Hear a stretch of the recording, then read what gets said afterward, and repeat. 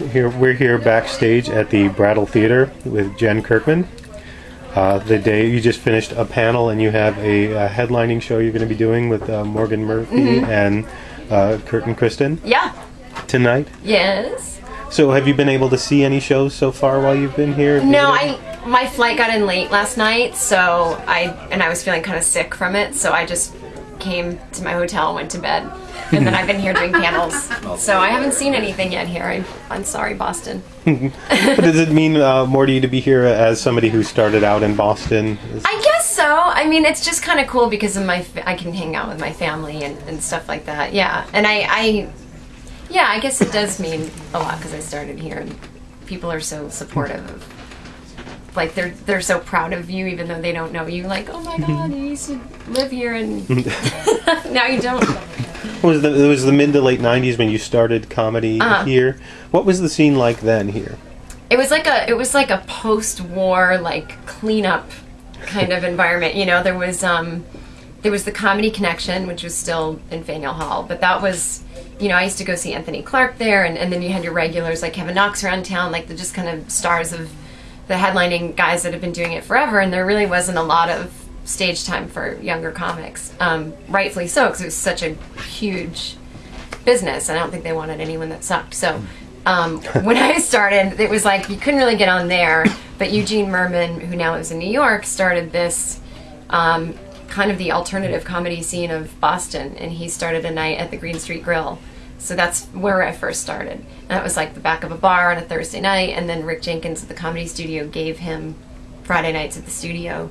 So I started performing there every Friday night with him and Brendan Small and Patrick Borelli and this guy Brian Olsen. So it was this little group, and so for me the scene was great because I had this place to go every single weekend, and it was always full. Eugene was like a crazy mad promoter, and he got a lot of students in and stuff. So, but there wasn't much of a scene. It was what he created, really, was it.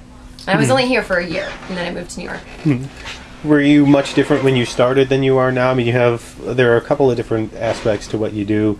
There's a more storytelling aspect, which is more, you know, personal of what you do on stage, and then there's sort of what you would do on Chelsea Lately, which is a bit different from that. Yeah. I think I'm actually really similar to when I first started. I'm just like, I think I've grown into it more, you know, like I still care to talk about the same things, but now I think it sounds a little more, I don't know, it's better to be a little older, and if you get a little mad on stage or something, it doesn't look as crazy as like a 20-year-old who's mad about something.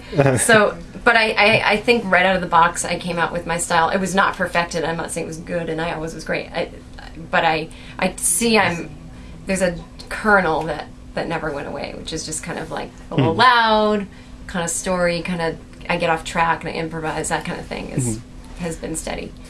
But Rachel Dratz sort of mentioned it on the panel that there's a difference in comedy now than, say, 10 years ago. That there's a more storytelling style is more accepted now. I guess so, yeah. Well, even when I started, it wasn't accepted. It was all about the one-liner, especially when I moved to New York. Even the what people called alternative comedy rooms in New York, like Luna Lounge, to me there was nothing alternative about it. It was people telling joke. I mean, it was like one-liner after the other, you know, like 20 jokes in 3 minutes. And I never did stuff like that. I have a story that has punchlines throughout, but I don't change the subject every joke. And so it was all about, like, get your 5 minutes so that you can do Conan or Letterman or whoever.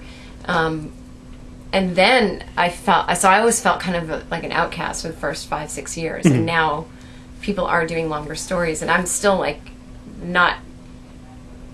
shell-shocked from how hard I tried to fit in and make myself a one-liner comic for a while. So now I'm coming back to my original roots, and I guess I see a lot of people doing that kind of stuff too. But when I say stories, I just mean the opposite of one-liners. Like, if I have a bit about being married, it might be a 5-minute bit with lots of punchlines in between, but it's not just like one joke. Do you remember any of your one-liners that were not successful? I don't remember like exactly what they were, but I just, oh God. No, I just had one line like where I wore a certain kind of shirt, and then like, so I could make a joke about it, about like, it was some kind of like joke about Urban Outfitters or something. I don't remember, but it was just not true to me, and it was that old stupid thing of like wearing this thing to comment on it, which seems so set up and stupid. But yeah, no, they weren't. Yeah. Which is worse if the audience isn't going along with you, because with the one-liner, there's that natural pause, and if there's silence in that, it's glaringly obvious. Whereas if it's a story, it's usually something more personal, and if they're not going with you, it's more, the rejection seems more personal. Yeah, and also it's a rejection as a comic too, because I do try to have punchlines into my story. So if they don't hit, then I'm like, shit, either that wasn't funny or I didn't do it the right way. But I never feel personally rejected by it, because it's so crafty and mathy that I always know what went wrong. And if it's an overall, they're just not buying it, then it's just like a bad date. You know, it's just like, I don't know why, but this isn't working out tonight between us, you, me, and the crowd, you know. So it's not, I don't take it so personally. The storytelling aspect of it, it seems like a weird arc to say that it's more accepted now. Well, I can see it, but then if you look back, stand-up kind of emerged from storytelling. Yeah. And then if you look at people like Bill Cosby and Richard Pryor, those are two of the biggest names ever in stand-up, and they're definitely not set-up punchline people. No, and that's who I grew up watching, so that's to me what stand-up was. And I would get so frustrated when I was starting out, like, sorry, we can't put you on, you know, fill-in-the-blank TV show because you have to change the subject a bunch of times in 5 minutes or the audience will lose interest. And the at-home audience. And I always thought that was the dumbest thing. Like, what's the statistic on that? Like, really, someone did a report and found that out? And it's like, well, how come not that I'm as good as Bill Cosby, but how come everyone could sit through him without falling asleep? You know, like, what kind of bizarre thing is that? And I think that even though I put a lot of punchlines in my stories and there's a lot of craft there, it was seen as lazy, whereas if you keep changing the subject and do a one-liner, you were seen as like genius, you know. And I think a lot of industry people that don't understand the craft of comedy, but it's their job to put you on TV, responded more to that.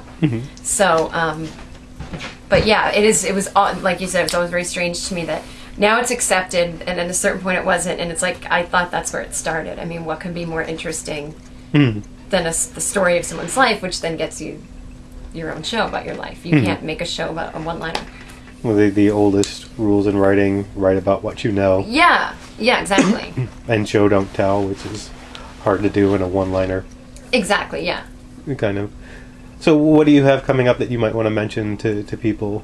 I have an album coming out. I just recorded another comedy CD, and it'll be out hopefully mid-May. And that'll be on A Special Thing. It's the name of the record company, is A Special Thing. Yes, that was your first album. It's on that as well. So it'll be out. I think people can go to astrecords.com and buy it, but I'll be, you know, bothering everyone, telling them about it when it comes out. And then I don't know when it airs. I think it's March or something. I did John Oliver's show called the John Oliver New York Stand-Up Show. Yes, I think it's the end of this month that it starts. Yeah, okay. So I don't know which episode I'm on. I know there's like 4, but I'm going to be on one of those airing on Comedy Central sometime in March or April. And you're also writing on Perfect Couples? Yeah, well, I'm done. We finished in December, so now the show's just running. So, have you heard anything about that getting picked up for a second season yet? I haven't heard nothing.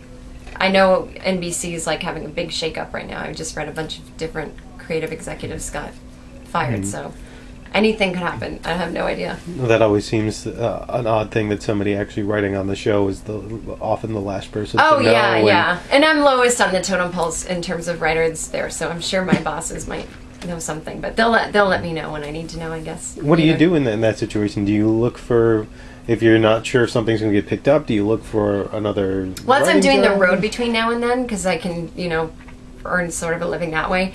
But, yeah, if I wanted another sitcom job, like the season for getting one doesn't start till May anyway. So let's say Perfect Couples gets picked up, then I'll know, okay, I can go back to that. If it gets canceled, they'll let me know in time for the staffing season, and I can get something else then. Right now, there's like everything's wrapping up or already staffed, so there wouldn't be anywhere I could go anyway.